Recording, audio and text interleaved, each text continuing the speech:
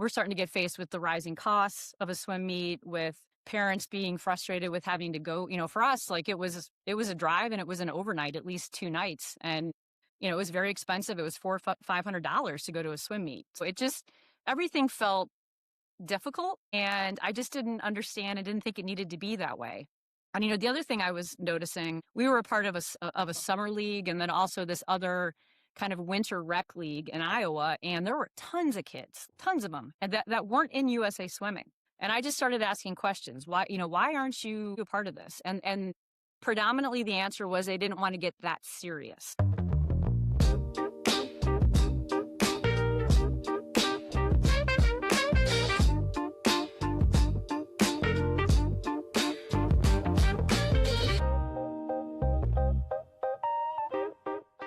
Joining us today is Julie Bachman. Julie serves as Executive Director of Gulf Swimming, where she oversees strategic planning, financial management, membership growth, club support, and governance operations for one of the nation's leading local swimming committees. She is also the founder of Reimagine Sports, a consulting firm dedicated to helping sports organizations evolve their competition models, governance structures, and community engagement strategies. Julie is the driving force behind the Block Party National Pilot Program, an initiative designed to simplify entry-level competition and strengthen athlete retention across the country.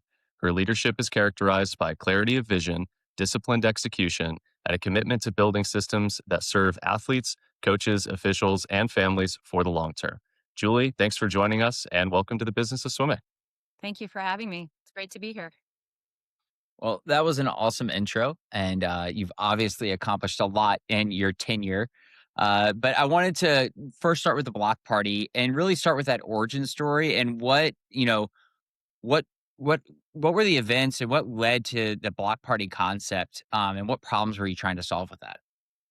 It's I've got to go back quite a few years to when my daughter was, I think, 8 or 9 years old and was a swimmer in rural Iowa, and there were no USA Swimming teams around. And I learned a lot about. I wasn't a swimmer, so trying to understand what competitive swimming was all about was a kind of a cool journey for us. There were no teams within 100 miles of us. So we ended up starting our own little team. We were fortunate enough to have a 25-meter pool in a town of 1,500 people that we had total access to. And we started a little team. I became a coach. Granted, I didn't know swimming, but my background, I was a basketball player. I played college basketball. I played professional basketball. I'm athletic enough and know enough a little bit about biomechanics that, I'm dangerous, right? But we ended up with, this little team of about 65 kids in the rural part of Iowa. And I was, starting to try to figure out, like, how do we compete? Where are the swim meets? How does this all work? How do I run a swim meet? And I learned very quickly that all of this was incredibly complicated. And I couldn't figure it out. I mean, everything was basically, I turn left, I turn right. I'm scratching my head. Why can't we just run a swim meet? We've got the facility, we've got a timing system, we have everything we need. And it was just really frustrating for me. And what I also started to learn as we went to swim meets in the Iowa LSC, which is a great group of coaches. I had a very supportive group of coaches around me that taught me a lot. Just learning that everybody was having complications. It's tough enough that water's expensive. It's tough enough that, that we're in this environment where coaches are working 5 days a week and then they're working on the weekends to go to a swim meet. But, we're starting to get faced with the rising costs of a swim meet, with parents being frustrated with having to go. For us, like it was a drive and it was an overnight, at least 2 nights. And, it was very expensive. It was $400-$500 to go to a swim meet. So everything felt difficult, and I just didn't understand. I didn't think it needed to be that way. And, the other thing I was noticing, we were a part of a summer league, and then also this other kind of winter rec league in Iowa, and there were tons of kids, like tons of them, and that weren't in USA Swimming. And I just started asking questions. Why aren't you a part of this? And predominantly the answer was they didn't want to get that serious. And it just didn't make sense to me, right? And so, as my daughter's name's Olivia, as Olivia kind of went through her journey, we ended up moving to Texas. the Gulf swimming executive director job opened up and I was like, I'm going to try this. I was, kind of ready to reboot my career a little bit. I got hired and, I really started leaning into listening to my coaches and my club owners, our boards of directors. And, one of the things that just kept coming back was complications, complications. And so I've really focused on with my staff. We have a staff of 3 people, including me, that serve our clubs. How can we just serve? How can we have a customer service mentality, right? And so out of that came, well, our sanctioning process is so difficult. Okay, like what are the boxes that we need to check to sanction a swim meet? Like what is the minimum, right? So we just really started focusing on how do we get kids in the water racing as much as possible? Um, how can we make that experience for the sanctioning process for the coaches and the clubs as easy as possible? And, the crazy thing is even though we were working on that, we were still butting up against these established norms where because coaches that have been involved in the sport for so long, because most of our coaches, I don't know what the average is, but it's high. How long has a head coach or a club owner been in the sport? I bet you it's at least 10 years. They're used to like, well, this is the way we do things. This is how we do it, Julie. You don't understand. This is how we do it. Well, there's nothing like telling me like, well, that's how we've always done it for me to kind of get motivated to try to, figure out a better way. So, Block Party really, I know that's kind of a long story short, but long story long, but Block Party really came out of my experience as a parent, my experience as a coach, and then my experience in my current job, just paying attention to what I was looking at and noticing that our customers, our families, that's who our customers are, were not really probably thrilled with what we were offering from a competitive model, especially the younger kids. So I spent, countless hours on the phone with Joel Shinnefield from USA Swimming. Um, and we were always kind of, hey, how can we make this simpler? How can we make this simpler? And we kept running up against the governance of USA Swimming. In order to change a rule in the rule book or to do anything differently, you basically have to go to the House of Delegates meeting in September with a rule change. And it it was becoming obvious that if we wanted to simplify swim meets, there's a couple things that we needed to simplify. One, the officiating. Officiating across the country, there wasn't, and there still isn't really commonality on how many officials does it take to run a swim meet? You're going to get a different answer everywhere. Even though the rule book says something very specific, you're going to get a different answer. And so some of these complications, in order to, hey, we got to make this easier. We have to make it easier for them. Coaches can officiate in a block party meet. The way that we ended up pushing this initiative forward is testing it. And we did get a waiver from the USA Swimming Rules and Regulations Committee around the officiating part of it, around a couple other of the features and benefits. But really, it's been super interesting to see what happens when you kind of push a little bit of pressure and change into a marketplace around an established product, a swim meet. We've learned a lot. That's amazing. Now, as we dive into this, what like I imagine you run up against those long term coaches that are stubborn, right? Like, there's not a better word for it. The resistance to change. This is how swim meets have always been done. We like them done this way. Um, if they could stand from a different perspective, what perspective should coaches and team leaders be taking when they look at block party? Is it a replacement for big swim meets? Or how is this product viewed and kind of, or should be viewed, I guess? You know, I've seen an incredible amount of creativity with entrepreneurial minded coaches. And if you think of Block Party as a product, a new product that's been entered into the marketplace, we're seeing this cycle that's very similar to, if you came up with a new potato chip flavor. You've got these early adopters who are like running to the store and pulling it off the shelf and trying it, right? We've got these early adopters. So we had really quickly about 150 swim teams jump in and take a look at Block Party. It's been tougher to bring in more because I think, again, when you when you have been doing something the same way for so long and in your perspective it's been working, it's really hard to change, right? And the other thing that I've noticed is that the concept of block party, which is quick, fun, easy one day, it's not like this is some sort of revolutionary concept.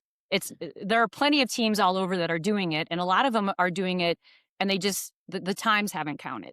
They're running time trials. They're doing, different little fun events, culture building events for their teams. So I am by no means wanting, us to take credit for like, oh, the concept of a fun swim meet. That's not it.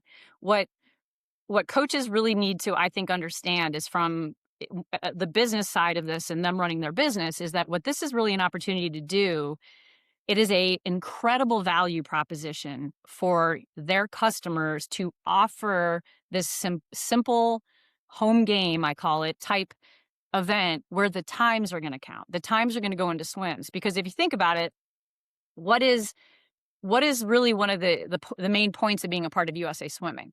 It's that your racing, your progression, everything is tracked in swims. They count, right?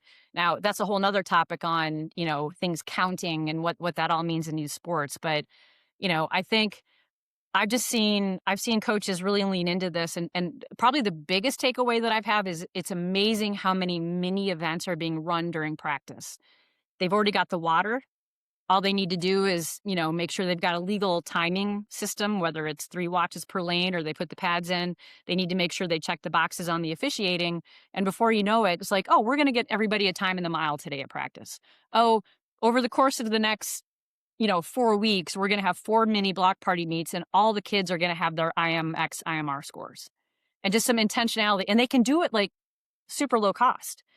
The meats cost $175. The sanction is $175. And one of the things that's the most controversial about this is because it's a relationship directly with USA Swimming, the LSCs are unable to collect splash fees on this. So, this is an inexpensive way to sanction a swim meet, have the times count. And it absolutely, to answer part of your other question, this does not replace our current meets. That's not what this is. This is an opportunity. The kids should never go into a big LSC meet with a no time. Like Yeah. you can take care of it in practice now in a block party meet. Kids that are afraid or worried or concerned, every club has that group of kids that does not want to go to a swim meet. So how do you address that? Have some fun little meets at home. How do you teach new parents that have never been involved in the sport what a swim meet is all about? Run a little block party meet, mock it up, have them volunteer. Everything can slow down. And so it's also, how do we allay that intimidation factor and that serious factor? Like, let's have fun. And, you know, the other thing that a lot of the coaches are sharing with me, they're using it as a culture builder. And I think because of the way swim meets are structured these days, it's very difficult to have your entire team go to a swim meet and swim together. The little kids aren't watching the big kids swim anymore, and that's really unfortunate. I remember when my daughter was growing up, Grace, this girl named Grace, who is 5 years older than her, it wasn't, she loved Missy Franklin, but Missy was not as much of a, as a hero as Grace was. She got to see Grace in practice. She got to see Grace race. She wanted to be like Grace. And we need more of that. And that is something that you can do with real intentionality with the Block Party product. So I know this is going to seem like a kind of a simple question, but like, what is a block party meet? You'd mentioned the rules that you Yeah. are required to run one. If you wouldn't mind, like, describing what a block party meet is, what those rules are, or those guidelines that you have to follow, and then maybe provide like a playbook for teams that haven't done a block party meet. Like, what would be the best practice for their first one, or what's a Okay. good introductory Yeah, block no, that's party? good. Hey, we probably should have started with that question. Um, so a block party meet is a 1-day swim meet. It can have more than one session, but we want the kids really just to go, show up, have a quick session of racing, and then they get to go home and do their homework or, have the rest of their weekend, their whole family, right? So 1 day sessions are short. Um, we are not telling you what your order of events should be. We're not telling you really anything other than you got to keep it one day and you need to keep the session short. And one thing that, I hear as kind of from some of the naysayers, oh, I've heard about this block party meet and it was 4 hours. Well, I'll come to find out that a typical meet in their LSC is 6 hours. So for the experience for the families on that swim team, a 3.5, 4 hour meet is a lot shorter than what they were doing before, right? And it's, we just have this habit of putting rules and policies around everything we do in USA Swimming. And I think that has really, it's a barrier. It's a barrier for growth. It's a barrier for our 2,700 plus independent businesses all across the country, our clubs, to do what they need to do to serve their customers. And so what is a block party meet? Well, I look at it's really, what is the block party product? What is this resource? It is a resource for the club to use to run a simple swim meet or a time trial as they see fit to serve their customers. And as far as the boxes they need to check, they need to follow all the rules of USA Swimming. It's a USA Swimming sanctioned swim meet. And you would be surprised if you go into the rule book and look how different the rules are in some cases in the rule book versus what the LSC's rules are, because there's so many layers of complication. Not all LSCs, some. So you have to make sure, when you're planning, it's like, okay, what am I trying to do here? Is this a time trial that I'm doing during practice, or what are we working on? Are we just trying to surprise the kids with a fun meet today? So you obviously need to know what you plan to do, and you need to get your meet management system set up. A lot of people use high tech. We see a lot of Swimtopia. We see a lot of use of Swim Cloud for these, time final meets. You can use simpler software. So you have to have that set up. You have to do your own reconciliation of your entry file so that you're checking to make sure everybody is a USA Swimming member. If you have invited other teams, which you can, to a block party meet, that reconciliation also has to include their entries so that you're getting back to folks and saying, hey, you got Bill's name wrong. Hey, the birth date's wrong. Hey, this kid's not. You got to take care of those administrative responsibilities. You need to check the box on officiating, and there are two paths with officiating, and one has to do with whether or not the sessions count for a USA Swimming apprentice official or an existing USA Swimming official who's trying to go through their certification process. That's all tracked in the officials OTS, it's called, the officials tracking system.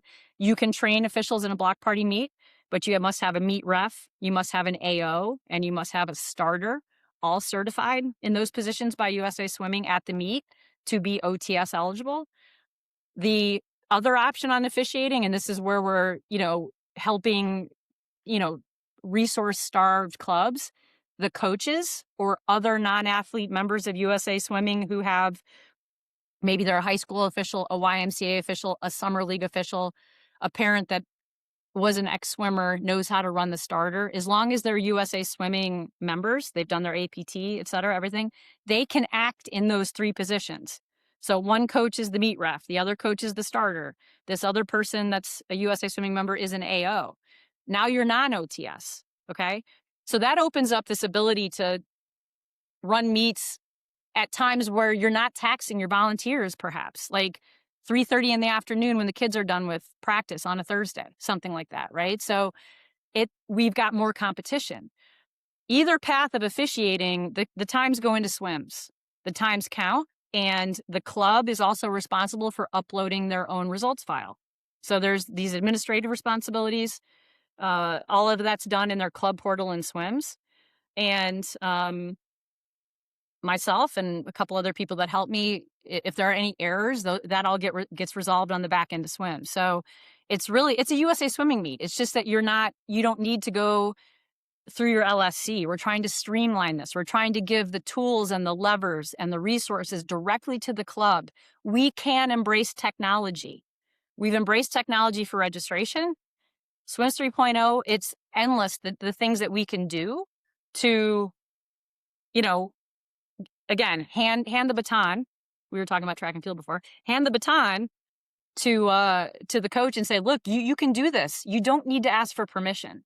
And that's the other powerful thing about block party. You guys would not believe, in some areas of the country, you literally, unless you know on, let's say, April 1st or March 1st, your entire calendar for the next 12 months of meets, you can't sanction a meet. Mhm.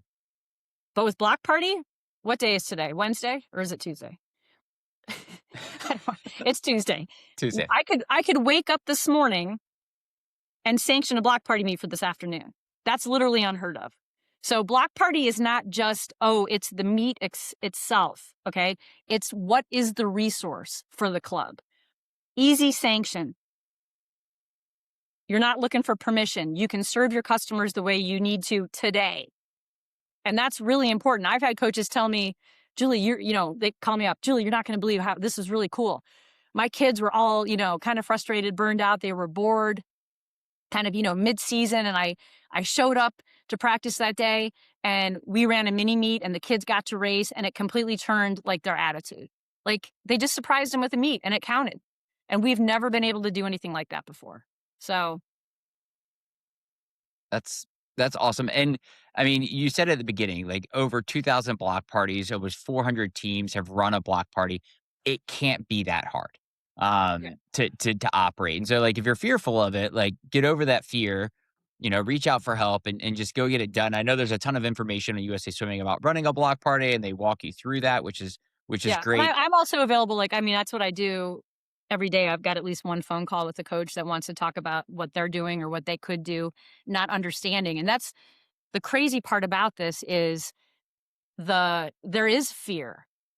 I do hear Mhm. things like I had a coach from Illinois swimming tell me the other day, Julie, this is intimidatingly simple, like too good to be true.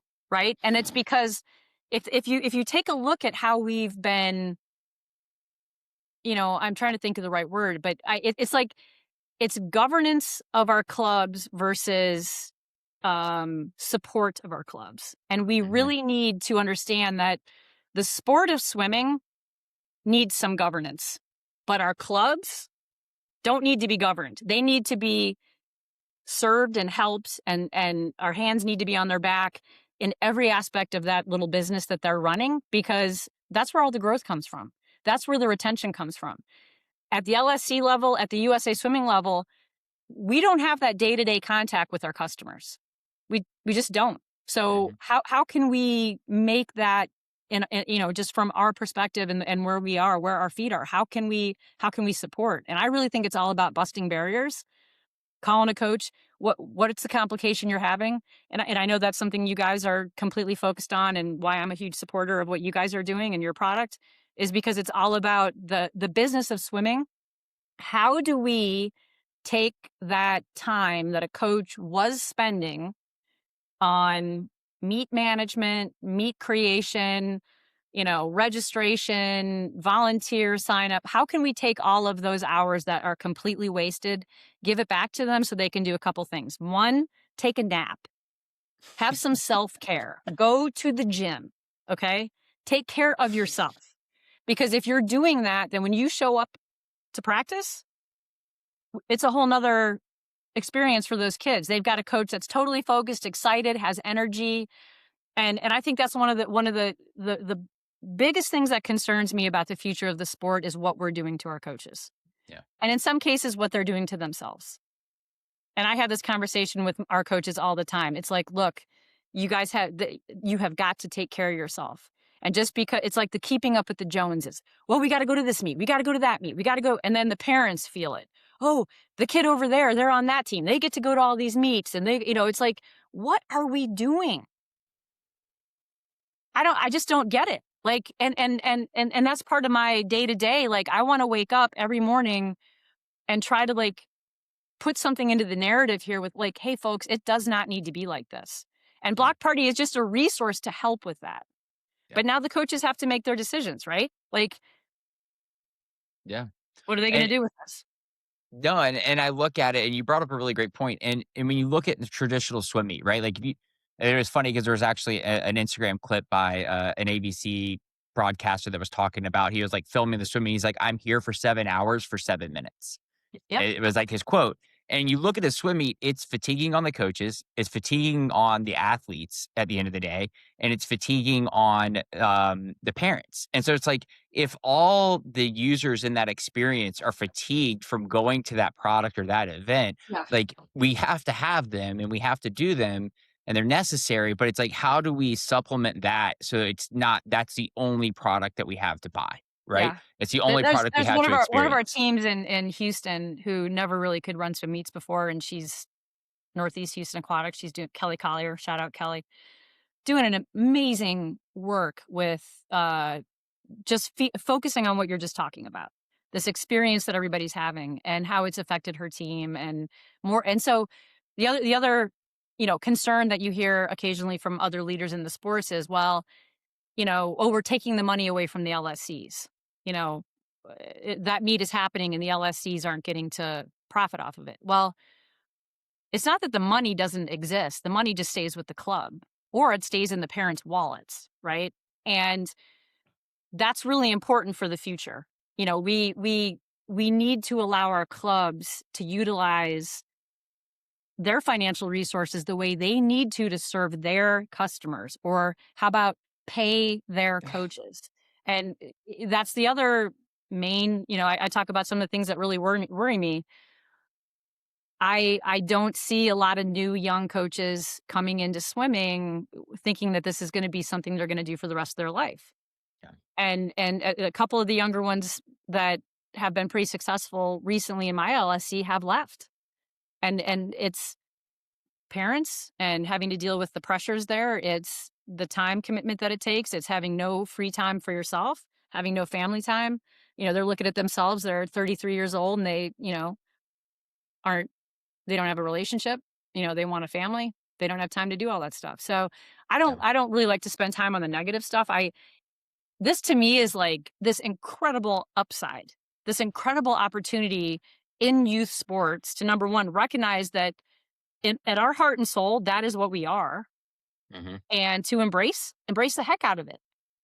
Yeah. Because my daughter is a swimmer, and I saw what the sport of swimming and how it can impact a young person in such a positive way. Just the resilience and the tenacity. I mean, I played basketball. Believe me, we can take plays off. You know what I mean? Yeah. We can check out of the game. We can, and I am just amazed at just all of this. And we just, again, we just need to get more kids in. We need to keep the kids.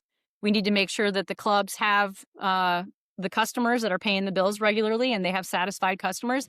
Satisfied customers don't complain a lot.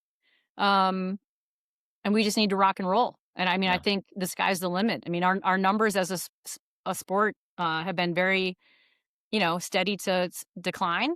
And I think I don't think it's going to be that hard to turn it around. No. So So with the members, like you talked about delivering a better experience to your members and the athletes. My experience with dealing with teams, especially with like innovative products or trying to change or make the experience more fun for their athletes, a lot of coaches feel like that might only be relevant for their 12 and unders or for their swimmers that aren't quite serious yet. And I think that's a common theme that we're exploring here, that the seriousness, and it really doesn't have to do with that, right? It's about making the experience for the parents, for the swimmers, for the coaches more engaging, not as much of a time commitment. But could you walk through maybe the different types of athletes in this and how they benefit from it? So maybe the athlete that is just getting started, hasn't competed before, how Block Party creates an avenue for them to get into competition, maybe Yep. up to that person that is competing on the fence around being competitive or serious, but does have some cuts, and then to your senior level swimmer who maybe is like a sectional or junior national level swimmer. How does Block Party fit, like, kind of help each of those types of athletes or benefit them competitively? Yeah, I don't even think we need to even break it down, because I think it's as simple as fast swimming, or this process swimming where kids are getting faster and faster, is kind of a end result of them loving what they're doing, having fun, being relaxed, being with their friends. I don't care how old they are. And what I've seen consistently is, and this isn't, and again, like this isn't anybody's fault. I think it's just everyone's collectively's fault. We start to get really serious with these kids, 12, 13, 14. Parents get really serious with them and they get moved to another group. They get away from their friends, and pretty soon they're either quitting, they're not seeing the progression that they're used to, and like pressure from all sides really starts to build. I I've seen some, and again, like Back to Block Party isn't really an original idea, but just watch some of the clubs that are using Block Party now and just sanctioning some things that they used to do. They're doing it for their entire club, all ages, all abilities, focusing on, it could be that you're focusing on reps for somebody. Maybe there's a kid working on something specifically and you want to time trial it, but in a way the kid knows that it counts. So you're putting a little pressure on them. And that would be for kind of the older kids. For the younger kids, it's their first ever swim meet. It's working on very specific, maybe you're working on trying to get them IM ready, working on that score. Getting kids out of their comfort zone on events that they would never choose to swim in a bigger swim meet. Distance swimming, I think Block Party actually could revolutionize distance swimming because it's really hard to go get a time in the mile at a real swim meet. Really hard in some cases to do the 500. It's always, at the end of a session or, everybody leaves. And it's just something that, I mean, it's a way to celebrate, right? Um, but I think, I don't have all the answers here. I'm not a coach. I'm just somebody that I know what I'm looking at. We're just not serving our athletes and our parents in a way that is sustainable. And again, there's some brilliant coaches out there and clubs that are really firing in all cylinders. I mean, this is a very general statement, and I don't want to, you know, set anybody on their heels on this. That's not what I'm trying to do. I'm just really, I, for some reason, we collectively don't like to talk about swimming as a business. Mhm. It's like, oh, it's this wonderful sport. Yes, but we're in business, ladies and gentlemen. Like we have bills to pay, we have salaries to pay, and we have customers to satisfy. And so I probably expanded a little bit more than your question, directed me, but it's there. We're so used to having like this specificity, like, what is this? Well, it's this. Block party it's almost like it's not specific enough for some people. They're like, well, I don't understand it. You don't need to understand it. Just understand that you can go run a simple swim meet. Like, think Mhm. about how you can serve your customers. That's really the heart and soul of it. Take a step back, coach. What do you think your parents and your athletes, not necessarily what do they need, but what do they want? Because Yeah. those two things may not line up, and that's something you really need to take a look at. Yeah. No, this is awesome, and I think you're nailing the head on this. Is that we got to create better experiences, and Block Party is a conduit for that. And when I take a look at it, like as a sport, we should always be kind of looking to create opportunities that like engage athletes at their level of commitment, right? Mhm. And their desire for success in the sport. But the goal of that experience is to move them further down the path of more commitment and more desire for the Yes. sport, like, and encourage them to take further steps into the sport. Like, that's how we grow the sport is we reach down and don't drag them, but like motivate them to actually walk that journey. Yeah, And I like to so, use the word sticky. yeah. How do we make swimming stickier so that they stay? And obviously, we are trying to get an Olympic team put together here.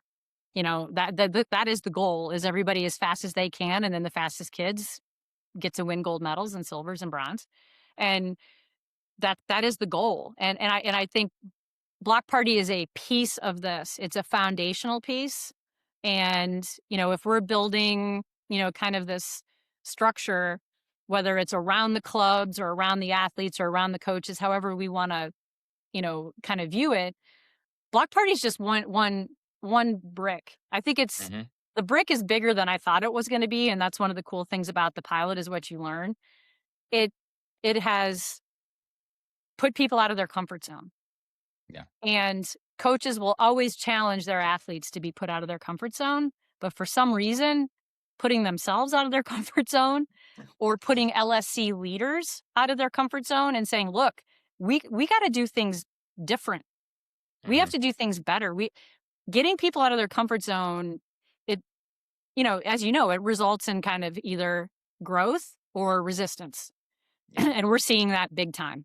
We're Yeah. seeing a ton of growth with, and I'm not talking numbers, I'm talking growth in thought and process.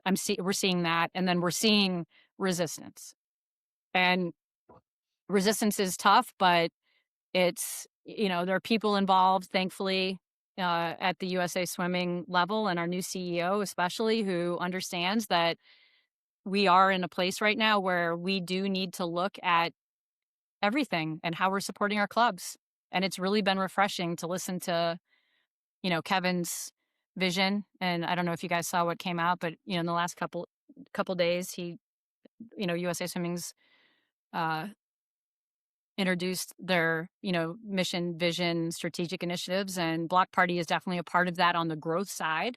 Mhm. And those that have been a part of Block Party are, we're incredibly proud of the fact that we've gotten it to this point. Like it feels like, Yeah. being in a pilot, it's I can't. I mean, I don't even know how to describe it, you guys. It's been such a gift to be able to talk to coaches. I've talked to over 500 coaches, um, in the last 2 years, probably more than that, just one-on-one specifically about their clubs, what they're facing, and I've just learned so much, and it's just an honor, to be honest, it's just an honor to be able to be a part of something like this, and I do feel a certain level of responsibility to get this to the finish line, Mhm. and, a lot of people, when I talk to them or when they, start using Block Party, one of the first things they're afraid of is that it's gonna get taken away.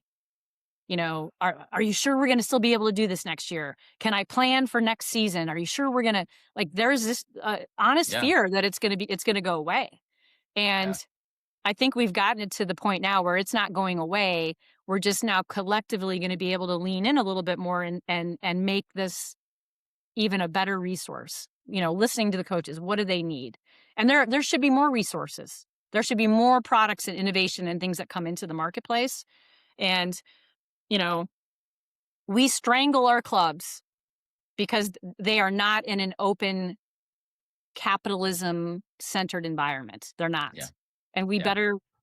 better look at ourselves with this. It's just not how things, it's not how an industry thrives. So on that, I kind of look at Block Party a couple of different ways, and kind of some of the things that it solves. Like USA Swimming, club swimming traditionally, like you don't have the same culture and experience that you would with that a kid has on summer league, even in high school or even collegiate swimming. Like so many kids that make it to D1 swimming or any level of collegiate swimming, their experience with swimming is totally different at that level because of the camaraderie and the team, and meets are kind of like block parties. They're 2.5 hours. Like they Right. go in, they get a meet in, they get out.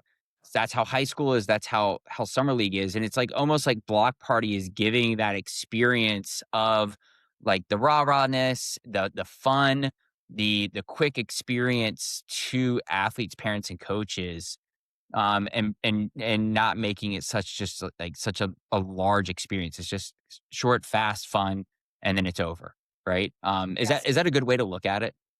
It is for sure. I mean, I don't know. I don't know if we've never had this in swimming or because I've really only been here for 10 years. So I just have this, you know, finite amount of time that I'm aware of. But the funny thing is, like, that nobody's ever stopped a club from running a block party type beat. Yeah. What has stopped it from happening is that it's been either too complicated to sanction or too expensive, so it's not even worth doing. Hmm. And that's we've got to knock that down because the way the fees are set up at the LSC level, oftentimes, and again, I'm not talking about everywhere. There are plenty of good LSCs, so I always have to be careful how I say this. But the running a 1 day, 2 session swim meet is, in some cases, you're going to lose money. So why would you do it? After Yeah. you rent the water, you pay all the fees and everything, you can't charge your parents anymore. You're either making nothing or you're losing money. And so there's no incentive. Like, we have to incentivize people by making it easier and less expensive. And that is Block Party. And so, I even talking to you guys, like, you keep circling back and wanting me to find the actual meat. Like, what is this Block Party meat? And what I'm trying to get everyone to see is it is a way more than just a meet. It is just a process. It is a tool to easily sanction and run an affordable 1 day swim meet. You get to decide what that 1 day swim meet looks like. You're in charge of the experience. If you want to talk to somebody, me or anybody else, I mean, there are a lot of coaches who can tell you, oh, here's how I run my 1 day swim meets. Here's how I set up through the course of a season, the way that you can get everybody an IMR score, an IMX score. That those resources are out there and on the USA Swimming website as well under Block Party. We're trying to throw as much out there, but it's funny. I had a really good call yesterday with, shout out Amarillo Swim Club, a small team in West Texas who wanted to talk about Block Party, and they came with a really cool idea. They're having a camp. 3 swim teams are coming to this camp with, I think an Olympian or a professional swimmer. They're going to come teach the kids, and then after that, they're going to run a time trial on the strokes that they just worked on with that Olympian. That's an amazing idea. Let's do it. And it costs them $175. They're already there. They've already got the water. Now, what they need to make sure and this is what I talked to them about, make sure you've got your timers. So you're legally timing, or put your pads in, however, check that box. And how are we officiating it? And we walk through all that. We're good to go. Nice. And so that's, I was, so when I hung up the phone, I was like, not that you hang up phones like this anymore, but dude, I'm showing my age. I hung up the phone. I have these energizing conversations with coaches where, I'll spend a couple days where I'm talking to people, or I hear about people saying, Block Party's doing this, it's killing the sport, it's the LSCs are going to go away. Like, it's like, and then I talk to a coach and I'm like, let's go. There's just, it's just so easy to see this when you're in the middle of it. And I wish I could get everybody to have the perspective I have. Because when you talk to a coach who's excited about the fact that they can run, they're like, you're kidding. I can do that? Wait a second. Are you sure? Yes. It's that simple. And you're following the rule book. And you have the responsibility to make sure you're following the rule book. Like, we can do this, you guys. Yeah. We don't need to police our swim clubs. We need to give them what they need so that they can serve their customers, excuse me, and their coaches for that matter. So there's two things. One, if you kind of want to avoid this question, that's like totally fine. But it's something I want to at least ask Yeah. you, whether we cut it or not. Honestly, and then I'll make this. I'm going to make this kind of a 2-part question. Um, Obviously, as a parent, what obviously as a parent, like we know that the complaints parents have, right, with meets being so long, and Block Party is a great solution or answer to that. What has been the response from parents, that you've from other teams that have piloted the Block Party program? And then also, and the reason why kind of bundling this up with the parent question is, you had talked briefly at the beginning, or mentioned that, the official aspect of times, and whether times need to be official for us to do something like a meet. If the barrier is just the competition itself, and the official aspect of those times can also be a barrier to even just getting kids to compete and have the experience, what would you like to maybe say on that, around the official nature of youth sports, versus just allowing them to play? And how can we maybe get parents involved in that discussion? Because I do feel like oftentimes that pressure of parents getting involved in the experience, wanting to make sure if they're going to a meet or sending their kids to a meet, that those times are going to be official, can oftentimes put extra pressure on, um, the whole process having to always be official and always having to have this Yeah. process to get there. Yeah.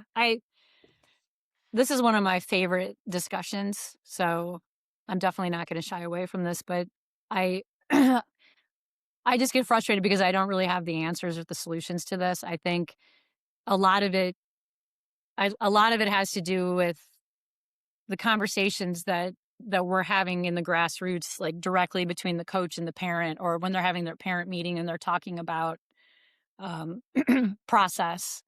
And one of the things that I think is a real issue are the parents of the 13 and 14-year-old fast kids that are like D1, we're going D1 and my kid, and then those are the parents that are viewed by the other parents as the parent as who we need to listen to.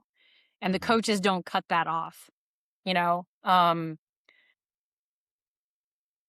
I I think I think the times counting doesn't I think is a positive in that this is Mhm. a USA Swimming sanctioned swim meet. So this is a product, right? That what are you getting? Okay, your times are going into the USA Swimming database, and I think that is a very good thing. I don't think I don't think it should trigger necessarily parents to, put more pressure on their kid. I agree that it does in some cases, especially as they get older and they're trying to qualify for all these different meets that they're seeing this parent, this friend is going to tags, or this friend is getting to do these other things. I don't know how to address this keeping up with the Joneses thing. Like, it Yeah. is a real problem in every single sport. But I do think that we make a mistake by not focusing on and celebrating the other victories that we're having. Like, that kid just did a legal breaststroke for the first time. Or, what are we putting on social media? What are we talking about? Like, what kids are getting recognized? What clubs are getting recognized? Like, I always challenge and I'm not doing a good job of this, trust me. Like, I think about this, and I also wish I had more time, and it's something I'm planning on, holding myself accountable to, is because I feel like what the LSCs, what the clubs, and what USA Swimming is putting out on social media or in a newsletter is going to be a goal, right? Or is going to be something to aspire to. And I think if we start focusing on more of the fun experiences and the kids and the friends being together, because I really think the special sauce is that you get to go do something with your friends. Mhm. And we just don't talk about it enough. It's not that we're doing anything wrong. It's just that if we want to solve this issue, we have to lean into it. And I Yeah. don't see any sports doing this very well. I referee basketball, and I I have for over 30 years, and I've been involved in youth and high school and college basketball, and it's heartbreaking to see, what this seriousness has done to the sport I love. And, I'm seeing it now creep into swimming more Mhm. so than ever. I mean, my phone rings, it's a parent, it's a telephone number I don't recognize. It's a parent complaining that they're not getting enough from their coach, or, my coach doesn't understand like how good my kid is. And it's just like, no, I think they do. I think you're just not listening. I mean, Yeah. yeah, I mean, it's a great question, Thomas. I don't feel like I'm answering this very well, but block party is just, again, a way to focus on having some fun, having a Yeah. culture building. We had a team, and I think this happens more often than not when they run these fun little meets. The parents bring a potluck. There was a chili cook-off contest. I've heard of barbecue, Mhm. contest, so that, what are we also doing for the parents during these meets? What are we doing for the siblings? And Yeah. it's just a way to make it summer league-esque, like Chris was saying. There's nothing wrong with high school and summer league meets. No. I don't know why we vilify that. It's funny how, and this is another reoccurring theme, like, if it isn't complicated, if it isn't difficult to do, then it's not legitimate. Like, these block party meets must not be legitimate because all I have to do is enter a few things in the computer and pay for it. So is this real? Is this a real swim meet? Yeah, it is. And to kinda comment on, like, the summer league thing and, like, us kind of looking down, like, I mean, I was a year-round coach, like, looking down on summer league or looking down on high school, and as someone who has 3 young boys, and as they get older, like, I enjoy summer league meets because my whole family can attend, and it's a whole family event, and it's a full family shared experience, and it's done in 4 to 5 hours, like, summer league meets are long these days. Um, but, like, I don't look forward to the day when I have a kid in the midday session and a kid in the morning session, and then I have to come back for finals, like, and we're a swim family, and I don't look forward to those days Yeah, at all. I think Like, that says a lot. I mean, I've and I heard love swimming. I've heard some Olympians that now have little kids talk about this, Yeah, and then they're like, "I can't believe my parents did did this. this." I Yeah. mean, I I don't say this publicly very often, but, like, I do not like to go to USA Swimming prelim final swim meets. I really because you know what I see there? Miserable people. No, well, Yeah.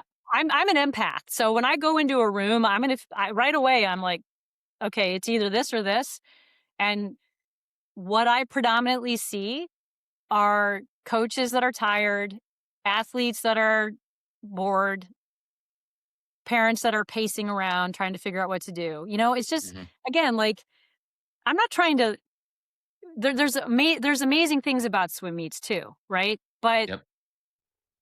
what are they? Well, Oh, I it I just yeah. I haven't figured that part out yet. Like, I listened to Kyle Sockwell talk about college swimming and all the amazing work that he's doing and trying to draw attention to, what Mhm. those meets, and even college meets that already have been short and exciting. He's even saying, "Look, we can make this better." Yeah. And I think there's a lot to learn from listening to Kyle and seeing what, college swimming's doing. Like, there's no I don't I mean, I'm told why we need to have these long prelim finals meets. I understand it. Uh do we need to do it all the time? Like, I'm not the person to figure this part out. I just Yeah. think that giving this resource is going to just hopefully open everyone's eyes to thinking about competition differently. And we need to do that. We need to be introspective, whether you're a coach or you're a meet director or an admin or even an official. Be introspective about what we're doing, and are our customers satisfied? Are they excited to be here? So Julie, you're in charge of the Texas Golf LLC. You're the founder of Block Party, and I imagine that your LLC has adopted it fairly well. Can you kind of describe some of those effects from a business perspective that the Block Party has had on the teams in your LLC and what you're seeing for the growth of the sport of swimming? Sure. This is my favorite topic. So, when we started the pilot, obviously we had some thoughts about what we thought was going to happen. You have some general hypothesis about what is this going to result in long term. And I still don't think we have been running these meets long enough to really know how it's going to affect retention necessarily, or even growth in the long term. But what I am seeing that really excites me are more kids in our championship meets. So if we have more kids in our championship meets, from a financial perspective, that helps us, right? Because we're charging splash fees. But I think it's showing that percentage of kids that have typically not either had that as a goal or just weren't swimming in meets in general because they had some fear, or the parents didn't really quite buy into it yet, because they're having these simpler experiences and they're kind of falling in love, right? I want to do Mhm. more of this. I want to do more of this. All of a sudden, this younger kid has a goal to go to the championship meet. Now they're qualifying. So we're definitely seeing an uptick in the number of kids in championship meets, and I think that's a huge deal. I The way that our numbers roll in every year, on membership. It's hard for me to look at this 2026 membership season yet to tell you, but so far we do have more kids in the LSC, same time period as last year. Wow. So I'm not cheering yet because I'm not going to do that until the season's over. But I'm really, really excited that even if we have 100 more kids, I'm going to go look and see where those 100 are, and I guarantee you they're with the teams that are running block party meets. Yeah. I mean, I already know from one or two teams that run these regularly that they have more kids on their team, but they've actually started completely new uh, a new track of kind of a rec track of kids that are on the flex membership, because part of block party is that you can swim in unlimited block party meets on a flex membership. So the 12 and under membership, it's cheaper. They're actually intentionally putting this group together that all they're going to do is block party meets. And this one team that has, on average between 90 and 130 kids a year, that group has a waiting list. There's 30 kids on that in that group. And so part of what I'm going to start working on with my clubs is, okay, can you guys do this? Like, do you have the space? Do you have a coach that would be willing to do this? It's that bridge between swim lessons and early summer league and the team, right? Because I think it's okay for a USA swimming club to have rec swimmers. We have to embrace that. That Mhm. is a funnel of revenue coming in. Yeah. I mean, it's a business practice, right? You look at Yeah. summer league swimming, there are, what, 10 times more summer league swimmers than USA swimmers. Uh-huh. And that's probably an underestimation. As a business, we need to figure out how to capture those athletes into our business model, even if it's just a percentage of them, and have them participate in our business during the non-summer league months Yeah. somehow, right? I think And this is it's also a mindset shift. yeah. I've over the years been frustrated to hear coaches say that they don't want kids that aren't serious. I think that's a huge mistake. Or you don't Um, want kids that aren't serious in certain groups, and that's right. fine. But, Yeah. like, it doesn't mean that Yes. we don't Yes. offer an Yes. opportunity. Like Nashville Aquatic Club, Doug and Sarah do a great job. They have, like, a whole separate, like, group structure just for these quote unquote non-serious, but kids that just wanna try out swimming, And be with their participate in swimming, friends. and be with their friends and have fun. Yeah. And And work out and and get and exercise and if and that fire gets lit and that desire happens yes. to grow, great, they can move when they're ready, right? And so it's like creating this rec league, Yes. church league type feel where it's fun, it's exciting, and maybe even shorter windows. It's more seasonal or programmable versus Yeah. complete year round dedication. Yeah. Um, I've also seen some kids on the clubs that do embrace that concept. Those kids that have kind of left the sport come back. mm, Maybe they went to try something and then they got cut from their high school varsity team. We need those kids back too. We need a way to keep them stuck. Like yeah, I had a kid on my team back in Iowa where he did every sport. I mean, he was a baseball player, he was a basketball player, but he wanted to keep swimming. And I figured out, like, when could he come? When could he get some swimming in?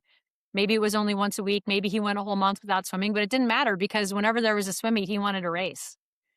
He ended up being a Division III swimmer. yeah. I Or mean, you I mean, a more recent example, Josh Schneider, he was like I think he swam at Cincinnati, but ended up swimming very elite 50 freestyle, and he was I believe, a football player. But yeah, what coach wouldn't want a 6'6", 220 dude that can bench 400 pounds and squat 300 yeah, pounds or 600 pounds? And, like, they're probably gonna be a decent 50, 100 swimmer, and if they can know how to swim breaststroke, they're probably gonna swim a really fast breaststroke if their legs are that yeah, strong, right? Like, we need the athletes in the sport. yes, And that's for the Olympic level. Like, as if we're looking at trying to build an Olympic team, we need more of these professional athletes builds and DNAs in our yeah. sport, and we need to capture them so they don't go to a different sport. We need, like, you use the term capture, which is perfect. I look at things like from a funnel mentality. Like, how do we Yeah. funnel in from these different places? How do we become a good choice? How do we embrace the lifelong nature of our sport?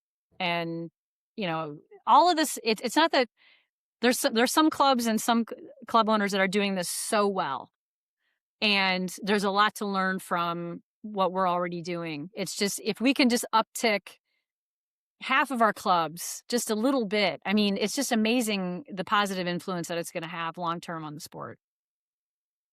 Well, Julie, this has been awesome. And thank you for your time and sharing your passion and kind of just bringing more light to the block party experience and what it's for and how it can be done. I think that's really important for coaches and clubs to really look at as they start to plan their 26, 27 short course season or even their long course season of how they engage their athletes and parents in a more meaningful way.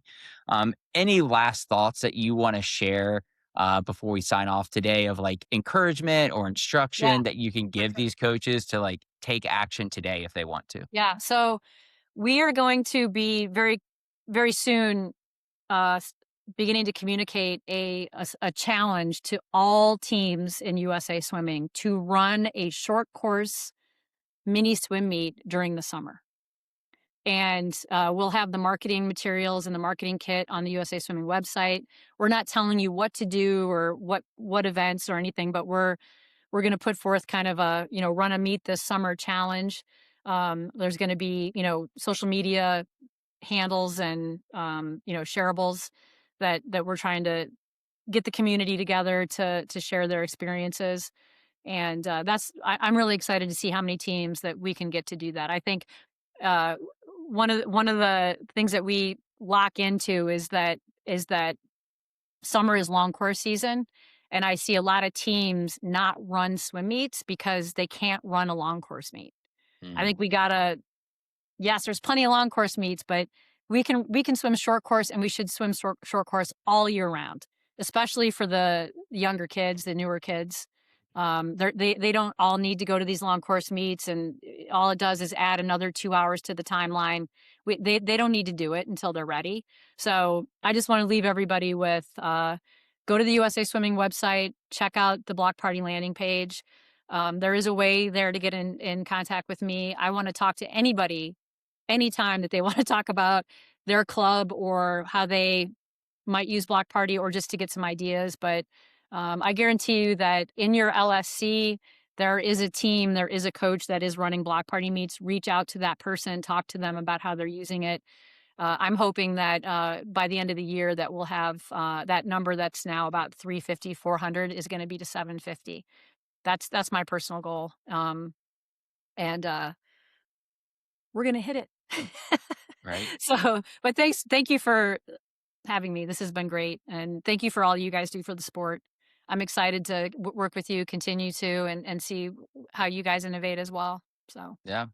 Well, thank you, Julie. Coaches, you heard it here. Don't not be on the bandwagon. Keep up with the Joneses because the clubs that are innovating are the ones that are growing their business. And at the end of the day, coaches got to get paid. You need to make a career out of it. You need to give opportunity for young coaches to come up. And the only way to do that is to run a great business. And a block party should be part of your product suite for your customers to experience. So, Julie, thank you so much for joining us. Uh, Great episode of Business of Swimming. And I'm sure a lot of people will get a lot out of it. So, thank you. thank you. Yeah, thanks, Julie, and good luck or congratulations on the success so far. Thanks, Yeah. buddy. See you in Eugene, my friend.